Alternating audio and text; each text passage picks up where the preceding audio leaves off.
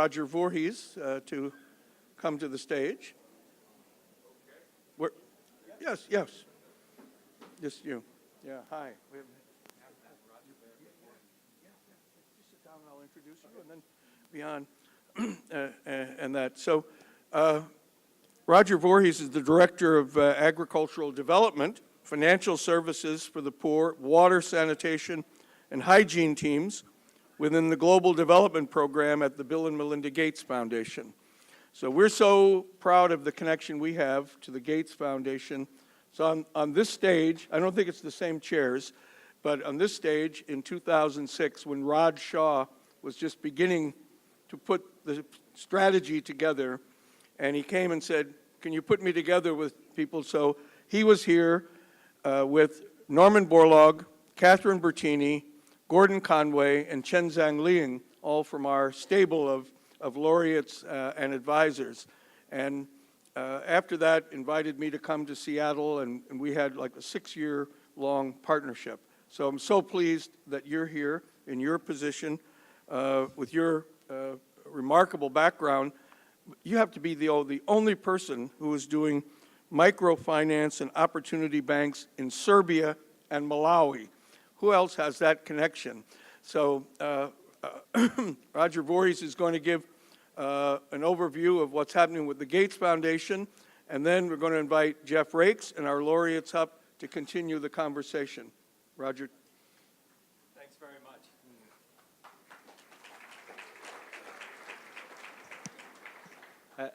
Ambassador Quinn, honored guests, ladies and gentlemen, thank you for the warm welcome and the privilege of joining you today. I'm thrilled to be here. As Ambassador Quinn said, I entered Africa, and raised my kids there for well over a dozen years in a time of famine. And so today's meeting and the laureates who stand or sit at this point, or sit up here soon, it's a really personal issue to me because many of you in this room had a huge impact on changing my life and my experience as I watch people go from hunger to abundance, who went from malnutrition to nutrition, and we saw new business models develop. So I am thrilled to be here and personally honored to get a chance to speak to you today. I want to extend the Bill and Melinda Gates Foundation's heartfelt congratulations to the 2016 World Food Prize laureates. Since the establishment of the World Food Prize, we've come a long way together in this fight, and it's been more than 6 years, as Ambassador Quinn said. There are now over 200 million fewer hungry people today than 20 years ago, and the percentage of chronically undernourished children has declined, although unfortunately it remains unacceptably high at nearly 1 in 4. And while there may be, to quote the late Norman Borlaug himself, no miracles in agricultural production, investing in agriculture has proven to be quite miraculous in driving deep and lasting GDP growth, both at the national level and resiliency at the smallholder farmer level. In fact, agricultural transformation generates at least 4 times greater poverty reduction than growth in other sectors, proving that agriculture is not only a good investment for families, but a vital driver of prosperity and abundance. Norman Borlaug understood that this importance of shoring up global food supplies long before rapidly growing population, changing diets, and climate change began placing greater pressure on the world's food reserves and on its poorest people. These pressures only add to the challenges achieving sustainable development goals and ending hunger by 2030, and the meeting of the 6 World Health Assembly nutrition targets by 2025. Over the course of this week, we have heard how agriculture is the nexus between malnutrition, poverty, climate, and even more so now, security. But this intersection between agriculture and human health has not always been so clearly understood. It took the work of scientists and champions like the laureates we celebrate today, and many of you in the room, to demonstrate that we cannot improve agriculture without considering nutrition. And we cannot improve the world's food systems without supporting smallholder farmers. More than 10 years ago, the foundation began investing in the work of CIP and Harvest Plus. Initially, it was through our global health programs. Those early investments and innovative improvements in humble staple crops to deliver more and better nutrition for farmers and communities helped lay the groundwork for our nutrition and agricultural programs, which today combined invest more than $500 million every year out of the foundation. These programs helped us show us and the world that solutions to malnutrition and poverty could be found using robust science, innovations that were adapted to local needs, and thoughtful approaches to delivery, education, and outreach to ensure adoption. Ladies and gentlemen, access alone is not enough. We have to get usage. That is where we see the transformation at the household level. Today, we are both proud and inspired to see these longtime partners recognized as World Food Prize laureates and honored as pioneers who, like Norman Borlaug, saw an opportunity to improve the food security and nutrition of millions of the world's poor through agricultural innovation.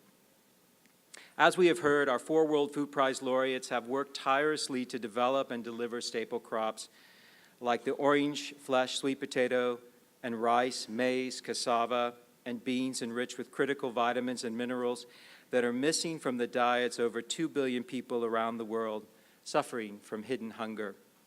Such micronutrient malnutrition disproportionately affects pregnant women and young children in developing countries, leading to stunting, cognitive development challenges, blindness, lower resistance to disease, and increased risk during childbirth and premature deaths. Such public health problems come at a huge cost both to poor families who are not given the chance to live their full potential and to communities and nations. The foundation is driven by the belief that all lives have equal value, but unfortunately, not all lives have equal opportunity.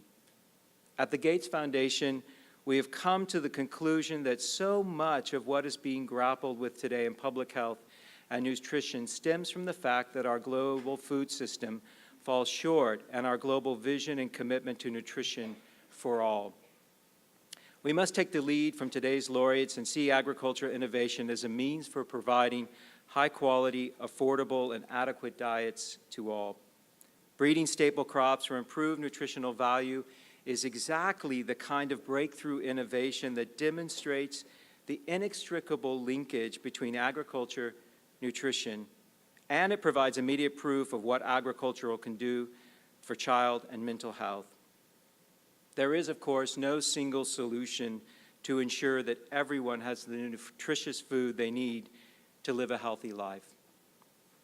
But the biofortification methods pioneered by Harvest Plus and CIP are a powerful and sustainable tool, producing staple crops that are richer in vital nutrients and ensuring higher yields for smallholder farming families. For example, in India, the consumption of bread made from high iron pearl millet reversed iron deficiency and improved physical activity and cognitive performances in children aged 12 to 16 within 4 months of its introduction. And the mighty orange sweet potato has increased maternal and child vitamin A intake and improved health indicators across Africa. Follow-up studies in Uganda and Mozambique showed that children who ate OSP experienced significant reduction in the prevalence and duration of diarrhea, one of the primary under 5 killers. The proof of effectiveness of these crops is their rapid and sustained uptake. More than 100 varieties of 13 biofortified staple crops are now available in over 30 countries in Africa, Asia, and Latin America. And this came about because these laureates paid as much attention to delivery as they did to product development. They made sure to connect their critical research to national partners, to provide seed companies and social marketing groups to ensure that new varieties once created were delivered, promoted, and adopted by rural family. And today, millions of poor farmers and families across the globe are benefiting from the work. We see the magic happens when these come together, but we see the difference at the household level. The fact that nutrition-related factors still account for 45% of all under 5 child deaths motivates us at the Gates Foundation to work together with our partners and governments to scale what works, like promoting good maternal health, immediate and exclusive breastfeeding for the first 6 months of a child's life, adequate micronutrient intake, particularly for children and women of reproductive age, through supplementation, fortification, education, and of course, biofortification. And while the research developing and delivering new agricultural-based nutrition solutions that place women and girls at the center, evidence demonstrates that as farmers, caregivers, educators, breadwinners, and as we heard just now, entrepreneurs and scientists, women are instrumental in building a future free from malnutrition. And I would go further, that the evidence tells us that women differentially suffer in times of scarcity. And agricultural productivity helps drive away that so that women can thrive. And we know that sometimes the limits of what can be achieved through conventional breeding alone, and that a whole range of new tools are needed to accelerate and extend the improvements we've seen in recent years. We can realize the potential of new transgenic varieties like golden rice, high zinc cassava, the golden banana if we continue to support innovative agricultural research and smart delivery channels. There is still much to be learned and evidence brought to bear. Tracking specific indicators like the prevalence of undernourishment, consumption of own production, income from agriculture, and women's empowerment will provide vital feedback. What we do know is the kind of ambition and dedication shown by our laureates is what's needed to transform our global food systems to ensure that families everywhere have year-round access to nutritious and affordable food. I imagine, what if smallholders were viewed as a source of productivity rather than a drain on the national economy? What if women fully realized their productivity? What kind of a world would we live in then? And what if hidden nutrition was banished so that children could reach their full potential? We have new scientists, new GDP, new innovation sitting on the shelf, waiting for us to be good stewards of what we've been given. Therefore, on behalf of the whole Gates Foundation, and behalf of me personally, I want to congratulate Dr. Maria Andrade, Dr. Robert Mwanga, Dr. Jan Lowe, and Dr. Howdy Bui for their outstanding contribution to this field. Congratulations. Thank you.